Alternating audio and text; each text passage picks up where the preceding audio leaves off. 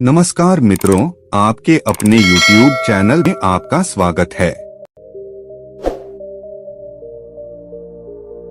हमारा शरीर वह साधन है जो हमें मुक्ति के द्वार तक लेकर जाता है। यही हमारा सबसे बड़ा साथी होता है।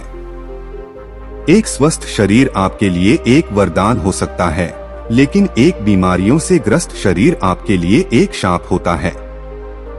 ऐसा शरीर आपको जिंदगी भर दुखी रखेगा, चाहे आपके पास कितना ही धन क्यों न हो। अगर आपका शरीर बीमारियों से ग्रस्त है, तो वह धन आपके किसी काम का नहीं रह जाएगा, क्योंकि आप अपने धन का भोग ही नहीं कर पाएंगे। एक सन्यासी अपने शिष्यों को इसी प्रकार के उपदेश दे रहे थे। सन्यासी ने उनको बताया कि बहुत सारे योगी पहाड़ों में जाकर कठिन तप करते हैं, बहुत दिनों तक भूखे रहते हैं, व्रत करते हैं। वह ऐसा इसीलिए करते हैं ताकि वह अपने शरीर को मजबूत बना सके, ताकि उनका शरीर लंबे समय तक जीवित रह सके और वह लंबे समय तक जीवित रहकर मुक्ति के द्वार खोल सके। जब सन्यासी अपने शिष्यों को यह सब बता रहे थे, तो वहां पर एक बुजुर्ग आदमी अपने जवान बेटे को लेकर उनके पास पहुंचा। बुजुर्ग आदमी की आंखों में एक चमक थी, उसकी चाल में एक चपलता थी और उसके पूरे व्यक्तित्व से एक तेज निकल रहा था जो सबको अपनी ओर आकर्षित कर रहा था। लेकिन उसका जवान बेटा उसके बिल्कुल विपरीत था। उसके चेहरे पर कोई तेज नहीं था, उसकी चाल से वह थका थका लग रहा था। उस जवान युवक को देखकर ऐसा लगता था जैसे सारे संसार की विपत्ति उसी के कंधों पर आ गई हो। उसमें जवानी के कोई लक्षण दिखाई नहीं दे रहे थे। वह ऐसा प्रतीत हो रहा था जैसे जवानी में ही उसे बुढ़ापा आ गया है। आश्रम के शिष्यों की तरफ बिना कोई ध्यान दिए वह बुजुर्ग आदमी अपने बेटे को लेकर उस सन्यासी के पास पहुंच गया। उन्होंने सन्यासी से हाथ जोड़कर याचना की कि आजकल के युवा बच्चों में कोई तेज नहीं बचा है, सब में बुढ़ापा पहले से ही आ गया है। लेकिन अगर मैं अपनी बात करूं तो आज बुढ़ापे में भी मुझे कोई बीमारी नहीं है, मैं बिल्कुल स्वस्थ हूं। लेकिन जब मैं अपने बेटे की तरफ देखता हूं तो मेरा दिल दुखी हो जाता है, क्योंकि यह अपने पिता से पहले ही बूढ़ा होने लग रहा है और एक पिता के लिए इससे ज्यादा दुख की बात क्या हो सकती है।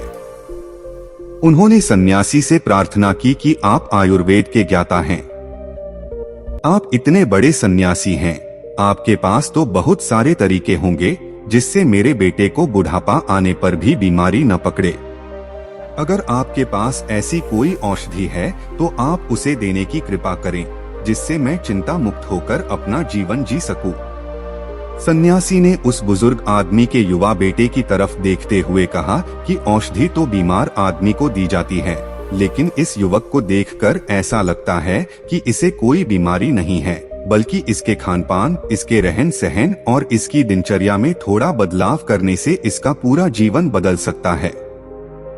असल में इंसान अगर बीमारी आने से पहले ही सतर्क हो जाए तो उसके पास बीमारी नहीं आएगी, लेकिन हम बाद में सतर्क होते हैं।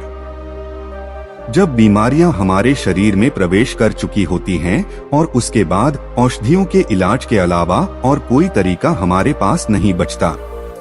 लेकिन मैं सबको कहता हूं कि जो भी इंसान अपना स्वस्थ शरीर चाहता है, अच्छा खुशहाली से भरा जीवन जीना चाहता है, उसे अपनी दिनचर्या में कुछ नियम अपनाने होंगे। उसे कुछ भोजन ऐसे खाने होंगे जो उसके शरीर के लिए लाभकारी हों, और तीसरा उसे कुछ ऐसे योग सीखने होंगे जिन्हें वह जीवन भर कर सके। अगर वह सिर्फ इन 3 बिंदुओं को विस्तार से समझ लेता है तो उसका शरीर उसके लिए वरदान साबित हो जाएगा। उसे अपने शरीर की वजह से इस जीवन काल में कभी भी कोई कष्ट नहीं उठाना पड़ेगा। ये 3 बिंदु मैं तुम्हें विस्तार से समझाने की कोशिश करता हूँ। इन 3 बिंदुओं में सबसे पहले हमारा भोजन आता है। जिस प्रकार का भोजन हमारा शरीर ग्रहण करेगा, उसी प्रकार की ऊर्जा पैदा करेगा। अगर हम अपने शरीर में बासी खाना डालेंगे तो वह आलस्य से भरा रहेगा, वह हमेशा सुस्त रहेगा। लेकिन वहीं पर अगर हम उसमें ताजा खाना डालेंगे तो हमारा शरीर चुस्ती से भरा रहेगा, उसमें कोई आलस्य नहीं रहेगा। सन्यासी ने अपने कथन पर और प्रकाश डालते हुए बताया कि किसी भी देश का भोजन वहाँ की ऋतुओं और वहाँ की जलवायु पर निर्भर करता है। ऋतुओं के हिसाब से सर्दी का अलग खाना होता है, गर्मियों का अलग खाना होता है और उसी प्रकार अलग अलग ऋतुओं का अलग अलग खाना होता है। और अगर हम जलवायु की बात करें तो जो लोग समुद्र के किनारे रहते हैं उनका खाना अलग होगा और जो लोग रेगिस्तान के पास रहते हैं उनका खाना उनसे बिल्कुल अलग होगा, क्योंकि अलग अलग देश में वहाँ की जलवायु के हिसाब से फसल उगाई जाती है और जो फसल वहाँ पर उगती है उसी के हिसाब से वहाँ पर भोजन तैयार किया जाता है। लेकिन चाहे किसी भी देश या किसी भी जलवायु का भोजन क्यों न हो, अगर तुम अपने भोजन के साथ कुछ खाद्य पदार्थ और लेते हो तो तुम्हारा शरीर अपने आप चुस्त रहेगा, ऊर्जा से भरा रहेगा। उदाहरण के लिए मैं तुम्हें बताना चाहता हूँ कि खाने के साथ गाय का देसी घी बहुत ही लाभकारी होता है, लेकिन जरूरत से ज्यादा घी खाना भी नुकसानदायक हो सकता है। इसीलिए जब भी आप अपने सुबह या फिर रात्रि का भोजन करें तो उसके साथ 2 से 5 चम्मच देसी घी का सेवन अवश्य करें। इससे आपके शरीर के जोड़ों के अंदर घी पहुंचता है, जिससे आपके जोड़ उम्र बढ़ने पर भी अच्छी तरह काम करते रहते हैं। तुमने बहुत सारे लोगों को देखा होगा जिनके घुटनों में दर्द रहता है, जिनके हाथ में दर्द रहता है। यह बीमारी तभी होती है जब हमारे शरीर में पर्याप्त मात्रा में तेल नहीं पहुंचता है। तेल यानी कि देसी घी। देसी घी हमारे शरीर के लिए सबसे ज्यादा लाभकारी होता है। इसके अलावा रात के खाने के बाद गाय का दूध अवश्य पिए।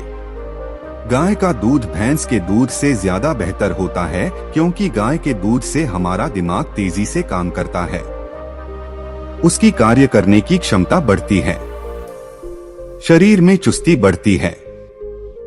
सन्यासी ने आगे बताया कि सुबह सुबह तुम्हें भरपेट खाना खाना चाहिए, क्योंकि वह खाना दिन भर काम करने से हजम हो जाता है। लेकिन रात में अगर भरपेट खाना खाया जाता है तो हमारा शरीर नींद में जाने के बाद उस खाने को अच्छी तरह से हजम नहीं कर पाता और इसी वजह से कुछ लोगों का पेट सुबह सुबह अच्छे से साफ नहीं हो पाता है, और जब पेट अच्छे से साफ नहीं होता उसी से बहुत सारी बीमारियों का जन्म होता है। इसीलिए रात में हल्का खाना खाएं और खाने के बाद थोड़ी सी मिठाई अवश्य खाएं, क्योंकि खाने के बाद थोड़ा मीठा खाने से हमारी पाचन क्रिया तेज हो जाती है। उसके बाद हमारा खाना जल्दी हजम हो जाता है। इसके अलावा बासी भोजन कभी ना खाएं। बासी भोजन खाने से अच्छा है आप भूखे रह जाएं, लेकिन बासी भोजन, सड़ा हुआ भोजन हमारे शरीर के अंदर जाकर बहुत सारे कीटाणु पैदा कर देता है और उसी की वजह से बहुत सारी बीमारियों का जन्म होता है। सन्यासी ने सभी शिष्यों को चेतावनी देते हुए कहा कि हफ्ते में कम से कम एक दिन बहुत ही हल्का खाना जरूर खाएं, या हो सके तो व्रत भी धारण कर लें, क्योंकि एक दिन खाना न खाने से या कम खाना खाने से हमारा कोई ज्यादा नुकसान नहीं होगा, लेकिन फायदा यह होगा कि हमारे पाचन तंत्र को एक दिन के लिए आराम जरूर मिल जाएगा। जो पाचन तंत्र सुबह शाम दिन रात 24 घंटे 365 दिन काम करता रहता है, उसे कम से कम एक दिन, सप्ताह में एक दिन कम से कम आराम तो जरूर देना चाहिए, ताकि वह अपना कार्य आसानी से, अच्छे से और लंबे समय तक कर सके। भोजन के बाद बात आती है नियमों की। कुछ नियम हमें अपनी दिनचर्या की जिंदगी में जरूर अपनाने चाहिए, और उसमें से सबसे पहला नियम है समय से खाना। जो लोग समय से भोजन ग्रहण नहीं करते हैं, उनके अवचेतन मन के पास कोई स्पष्ट संदेश नहीं पहुंचता है, और इसीलिए उनका अवचेतन मन उनके पाचन तंत्र के पास एक स्पष्ट संदेश नहीं पहुंचा पाता कि इस खाने को पचाने का कार्य करो। और वहीं पर दूसरी तरफ जो लोग समय से भोजन करते हैं, वह उनके अवचेतन मन के पास एक स्पष्ट संदेश पहुंचता है कि यह समय खाना खाने के लिए बना है, और इसीलिए उनका अवचेतन मन उनके पाचन तंत्र को पचाने के कार्य में लगा देता है। हम सबको पता है कि हमारा अवचेतन मन स्पष्ट संदेशों में काम करता है। अगर हम उसके पास स्पष्ट संदेश भेजेंगे तो वह हमारे शरीर को ठीक करने में अद्भुत कार्य करेगा। दूसरा नियम जो शरीर को स्वस्थ बनाने के साथ साथ उसे बलशाली भी बनाता है, वह है अपने शरीर की अच्छे तेल से मालिश करना। कम से कम सप्ताह में एक बार अपने पूरे शरीर की अच्छे तेल से मालिश जरूर करें। उससे हमारी त्वचा के जितने भी खत्म हो चुके या मरे हुए अणु होते हैं, वह त्वचा पर से दूर हट जाते हैं और हमारी त्वचा में एक नई स्फूर्ति, एक नई ताजगी पैदा होती है और वह ताजगी हमारा आलस्य खत्म कर देती है। शरीर पर अच्छे तेल की मालिश करने का एक और फायदा होता है, उससे हमारा शरीर आकर्षक बना रहता है, हमारा शरीर युवा बना रहता है। अगला नियम आपके जीवन से तनाव को पूरी तरह से गायब कर सकता है। इस नियम का जो भी पालन करता है, उसके पास बीमारी दूर दूर तक नहीं फटकती। वह नियम है समय से सोना और समय से जगना। आपको यह नियम बड़ा ही साधारण सा लगा होगा। आपको यह लग रहा होगा कि इस नियम के बारे में तो हम सब जानते हैं, लेकिन आप समय से सोने और समय से जागने के अद्भुत फायदे अगर जान लेंगे तो विश्वास कीजिए आप अपने आप ही इस नियम का अनुसरण करने लग जाएंगे। अगर आप समय से सोने और समय से उठने के चमत्कारिक फायदे जानना चाहते हैं तो इसके ऊपर हमने दूसरी वीडियो भी बना रखी है। आप उस वीडियो से जाकर इसके बारे में पूरी जानकारी ले सकते हैं। उसका लिंक आपको डिस्क्रिप्शन बॉक्स में मिल जाएगा। इसके बाद अगला नियम बताते हुए उस सन्यासी ने बुजुर्ग आदमी को सावधान करते हुए बताया कि अगर कोई आदमी अपने परिवार और अपने बच्चों के साथ समय व्यतीत नहीं करता है तो वह तनाव से ग्रस्त हो जाता है। घर में सुख शांति रहती है तो मन खुश रहता है।